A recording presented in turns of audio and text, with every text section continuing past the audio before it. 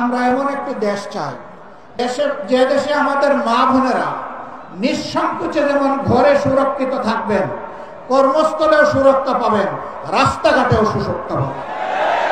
তাদের দিকে কোন খারাপ লোক চোখ তুলে তাকানোর কসরত পাবে না।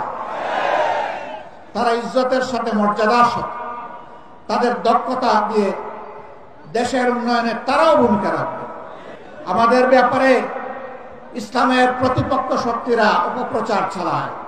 জামাতে ইসলামী ক্ষমতায় গেলে মহিলাদেরকে ঘর থেকে বের হতে দিবে না, আর যদি দেও আস্তে করে এনে জোর করে একটা বুরকা পরাই দেবে।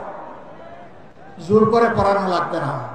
যে দেশে ইসলাম কায়েম হবে, এদেশের মানুষেরা, মায়েরা আনন্দের সাথেই সেদিন তারা ইজ্জতের জন্য তাদের সম্মানের মর্যাদার পোশাক পরিধান করবেন। তারপরেও কোনো মা, কোনো বোন যদি এই পোশাকের বাইরে থাকেন, আমরা তাদেরকে কথা দিচ্ছি, নিশ্চয়তা দিচ্ছি, কারো উপর জোর